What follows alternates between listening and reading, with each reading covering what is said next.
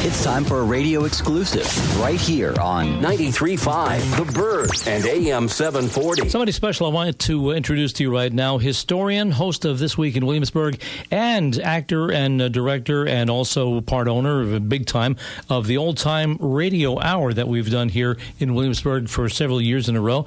Rebecca Suerdieck is with me now. Rebecca, great to see you again. Nice to see you. Thank you for having us back in the station. Yeah, it's been a few months since we got together. We did the Christmas show last year for the Old Time Radio Hour, and we've been both pretty busy for recent times. And you're stopping in for something other than all of this. Otherwise, we do This Week in Williamsburg live. But you're here because, number one, you've got a book. Number two, you're doing a presentation. And number three, it's a bit of Williamsburg history, which is really, really interesting. Tell me all about Marye Bucke, please. Well, I am thrilled to have researched and portrayed one of the first English women in the New World at Jamestown. Marye Bucke arrives in Virginia in 1610 aboard the Sea Venture, and I've been telling her story. Did I say Burke? Did I say Marye Bucke? It happens all the time. I'm sorry. Spelling has not been standardized. So. That's true. We've got a Mary with an E at the end. That's right. Okay, so she came over from England, and what happened then? So she's one of the first English women in the New World. Wow. And she is the wife of the Reverend Richard Bucke. Okay. And so I am able to share her story. And what I wanted to do was answer a question that I get all the time, which is, how do I know what I know?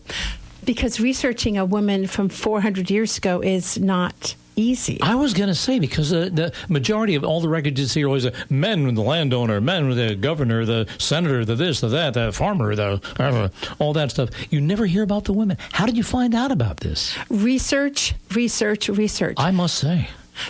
Fortunately, her husband was fairly well documented in early Virginia records, so I was able to trace his story and then place her in key moments in early Virginia history and fill it in this way with primary sources and with secondary sources. Was she there for a lot of the big earth-shaking things that happened in Virginia, or did she make her own history?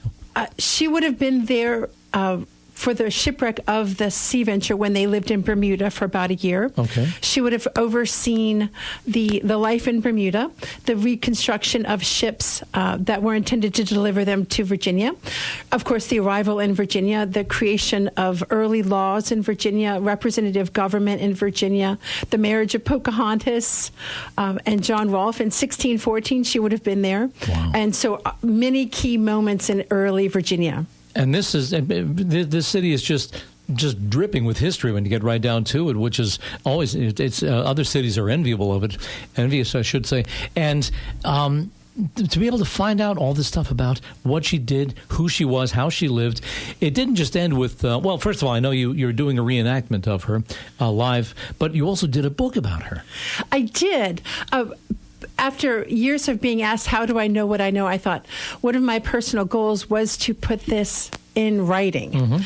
So I did. I spent the last few years compiling my thoughts, my notes, my research into a book and working with a small local imprint called Virginiana Press, which specializes in Virginia colonial records. And so it's part memoir and part research of my process of researching her story. Okay, and the name of the book is Becoming Marye Bucke. Becoming Marye Bucke, that's wow. right.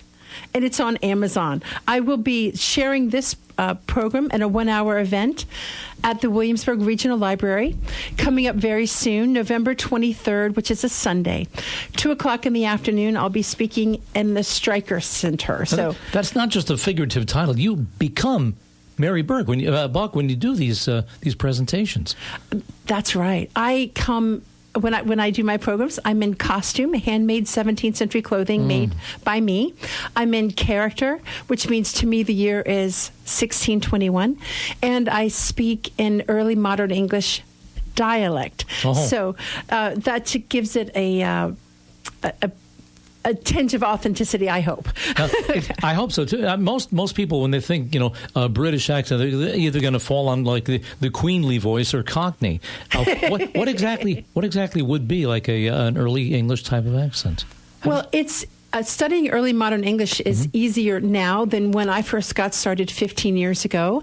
How did I learn? So I put a check in the mail to a P.O. box, and 6 weeks later was delivered a cassette tape of Dame Judi Dench sharing her secrets on Shakespearean dialect. So I played it until I memorized it, and then I wrote her story, Marye Bucke's story, and then I practiced it, videotaping myself in dialect. Now I have 7 hours of content. You're in character you could be in character for 7 hours? I could be. Wow. Most people want me for 30 to 45 minutes. I know you go to like a one-man show or something. Like Lawrence Fishburne does a wonderful presentation of Clarence Thomas.